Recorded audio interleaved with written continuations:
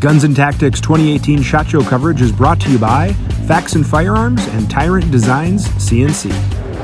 Hey guys, Dave here covering SHOT Show 2018 with Guns and Tactics magazine. We are here with Lou from the Abraham and Moses Survival Equipment booth, and we're going to go over some really cool knives. Now, those of you guys that aren't familiar with the company, it's kind of a newer company of the Geisley family, but knowing Geisley and the association that, you know, they bring good people and good products in, these are going to be some high quality knives to the market if you're not familiar with them. And we're very privileged to have Lou with your background, which I was just kind of briefly told a little bit about your knife background and things like that. Sure. That we'll kind of tell you guys about, but it sounds like we're really having some cool stuff with your knowledge. So thank you very much for spending some time with us and thanks going over for stopping by the company and your products. All right. So I'll tell you a little bit about how I got with the company. So I retired from U.S. Army Special Operations Command about 1.5 years ago.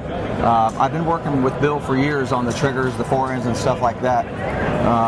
He knew I'd been a custom knife maker kind of on the side, hand forging stuff, and I learned differential hardening techniques from Ed Fowler, world-class knife maker out in Wyoming. And so Bill asked me to help bring some of my hand forged designs into the production world. Cool. So we knew we wanted to build a tough knife. We knew we wanted to build a knife that was going to be for the outdoor user, and that's kind of how we got started. You know, he named the knife after his sons, Abraham and Moses. Yeah. They were very interested in knives, so I thought that was very applicable to the company. You know. Yeah, I saw in one of his videos, one of his sons said, "Dad, I want to make a knife," and he's like, "Well, let's make one." And that's like, it. Yeah. So I was very fortunate to come on and be able to help them out. So, but I told him, I said, "Hey, let's make one that's differentially hardened. It's never been done before in a production setting." So what that is we take PD1 steel, Carpenter out of Pennsylvania, G10 on the grips, and we induction harden this knife to where the cutting edge is 60 Rockwell and the spine stays 33 or 34. So you get a knife that's very, very strong.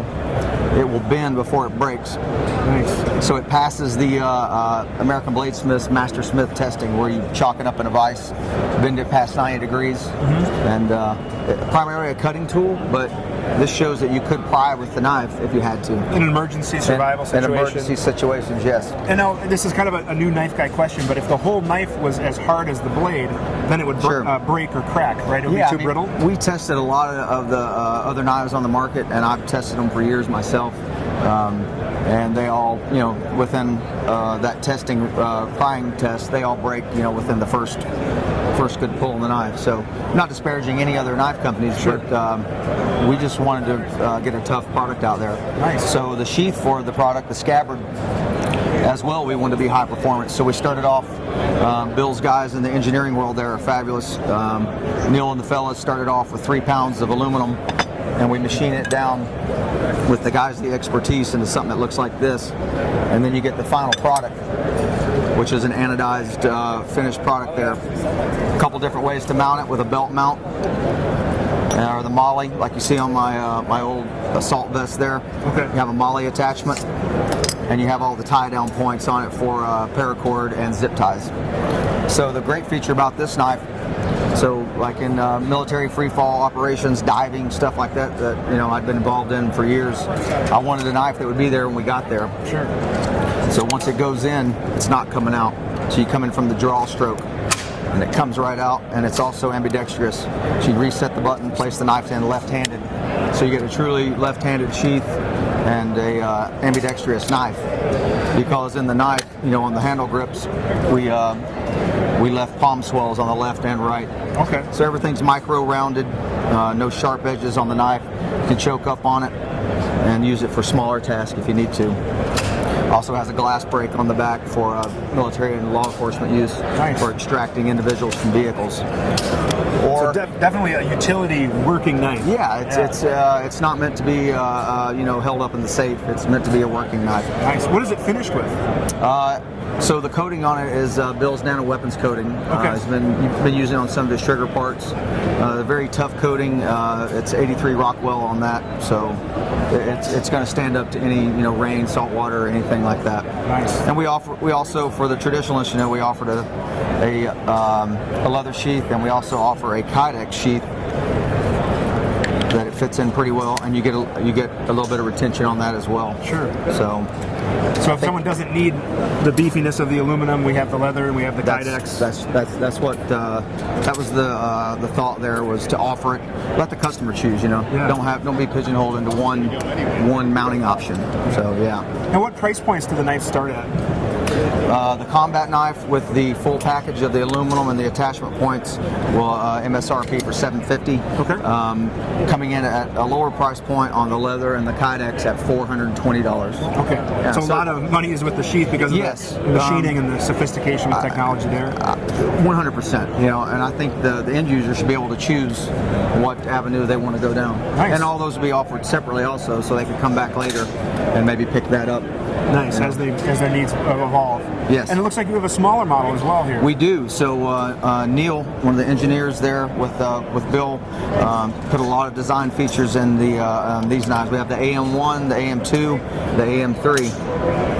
It's a D2 steel. It's also coated with the nano weapons coating and G10 on these grips also. I mean, these are great everyday carry knives. They're not that very. They're not with the 5.5-inch blade. They have the smaller blades.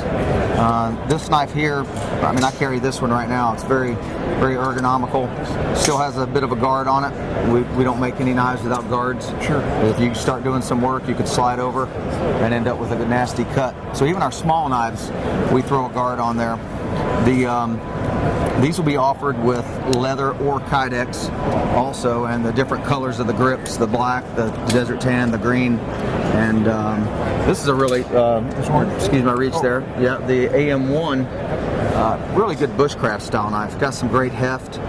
It's got a full tang, G10 on the grips, and really good working knife. I can really choke up on it and do some finer camp style chores. But I really love this knife. And that's a price point on that one of $299. Wow.